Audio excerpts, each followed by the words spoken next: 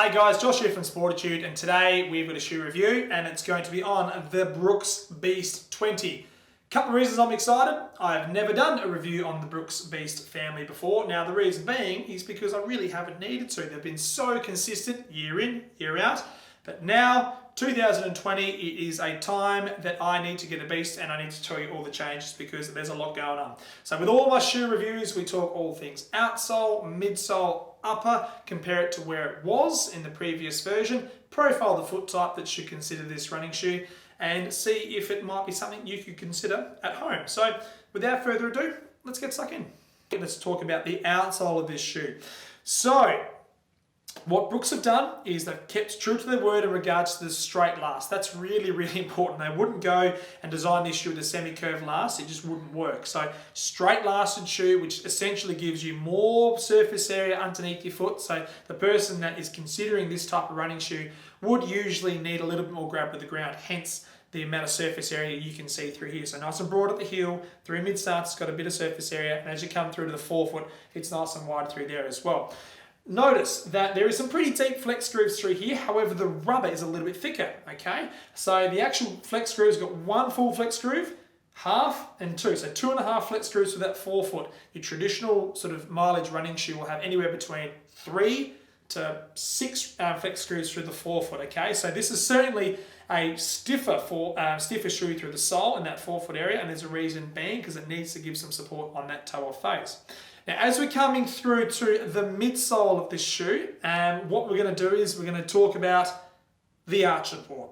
That's the big one, because this shoe here, the Brooks Beast previous version in my hand, as you can see, there is a lot of support on that medial side in conjunction with a lot of support underneath the foot as well. So plenty of surface area in combination with that arch support technology through here. So it's firm, it's hard. The thermoplastic beam on that medial side also provides a bit of extra rigidity and support.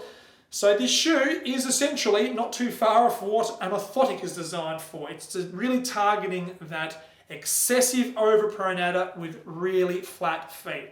Now, I suppose it's just the natural evolution of running shoes that we've seen over the last 5 to 6 years, that brands are starting to shave away their arch support on that medial side. And you can do a little bit more with the shoe itself in regards to keeping that shoe keeping the foot part of me on a consistent line of transition, other than having to jack it up with medial support.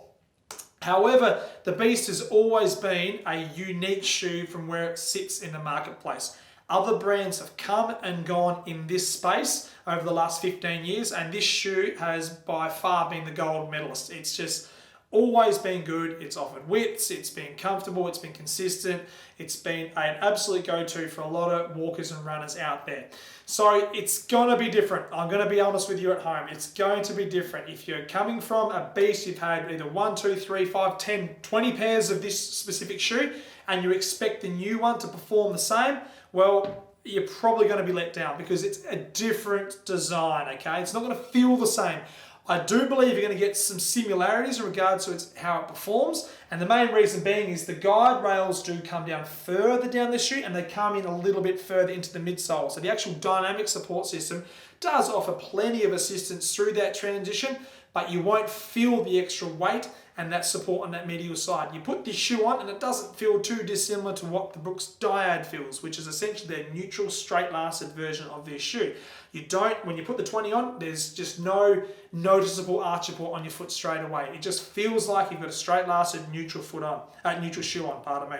So the guide rails are there to do their bit when required. So I suppose I've got to give kudos here to Brooks, because when you've got a support system like the guide rails and you back it, you believe in it, and let me tell you, if you're going to change a running shoe and you change a shoe like the Adrenaline, like they did a couple of years ago, and then you change the Brooks Beast, I mean, you have got to have done your testing to make sure that it's going to hold up okay, because you would annoy thousands and thousands and thousands of people globally if you didn't get it right. So they've released it, and I think it's going to be okay. So again, I can only go by my comfort perspective and the amount of shoes that we've sort of fitted down here on the shop floor, and we've had some early success with this shoe. So I can rest easy at the moment knowing that people have walked out feeling confident about this shoe, but obviously proof's in the pudding. Time will tell. Right, so as we're coming through to the sort of midsole, I should keep talking the midsole, I'm so sorry, because it is on the DNA cushioning system, all right? So that essentially is their patented the technology. It's a nice plush cushioning system. It's got a combination of absorption and propulsion. It's a really consistent feel. That's probably one thing that Brooks have really got right in the last few years with all their midsoles, and the DNA midsole that is. Essentially, it doesn't matter where you make your first purchase with the ground, it's a consistent feel. So if it is a heel, if it's a mid-foot striker, you're going to get a pretty similar feel. However, if you're using a Brooks Beast, I don't think you're going to be a forefoot runner, nor are you going to be a mid-foot runner. You're going to be a heel striker. So there's plenty of cushioning at the back of this shoe through here. Tapers through to the forefoot, so you get a relatively effortless toe-off feel inside this shoe. Then you're coming through to the upper, okay? So what Brooks have done, they've executed a pretty unique design in regards to the midsection of this shoe. So I want to just touch on this because in theory, they've taken away some arch support by putting in the guide rails. In theory, practicality is a different story, but they've taken away some guide rail support, and to counteract that, or to assist that, pardon me, not counteract, to assist that, they've actually executed a stronger upper on that medial side. So you can almost see between my finger here, that grey stitching line through there, and on this line through here, all of that space in between my two fingers is a really strong material. It's very tightly woven, it's a great stable fit, so thus it will keep that foot relatively stable on that platform through mid-stance. So essentially, if they executed the same upper from the previous version on this midsole, I do think you'd be falling away to that medial side. So they've just added a little bit more support on that medial side, which is a great feature. Coming down through to the forefoot, like all Brooks Beasts previously, you've got a nice deep toe box, okay? So you've got plenty of wriggle room through there. And the good thing is you're going to have your 2Es and your 4E widths in the men's, which is going to cater for obviously the broad and the extra broad foot types that they have been considering this shoe. So it's going to be a great fit through there. Coming back, so just jumping back to the heel counter, internal heel counter with Brooks really nice sort of seamed upper through the back of the shoe through here. So Brooks have really nailed the fit and feel of their heel counters. It doesn't really matter what Brooks shoe I try on, they always feel great at the back of the heel and on that little lining around the inside. All right, sort of, I suppose, contrary to what you would think, we do see a lot of orthotics, or have seen a lot of orthotics over the years that have sort of worked their way into a Brooks Beast, and there is nothing wrong with that. It's okay. It sort of does go against, I suppose, the industry standard or the norm, for want of a better term. But hey, when you've got a podiatrist that's picked up something and they've found a shoe that works with your orthotics and your mechanics, and if it happens to be an orthotic inside the Brooks Beast and you've been okay, great, fantastic. However, the new Brooks Beast 20 is going to be a more orthotic friendly shoe, and let me explain why. Because you've got the arch support on the medial side through here on the old design, and then you come around to the lateral side, it is a softer density on this lateral board. So over time, it won't happen straight away, but over time, as you wear into the shoe, each and every week, month, etc., this side will compress quite a bit. So therefore, over time, that static position inside this shoe with your orthotic, we do tend to see almost like a supinated position through the gait cycle. Now, again, sometimes it's just what you're familiar with, it's what you're used to if you happen to be a Beast and orthotic wearer.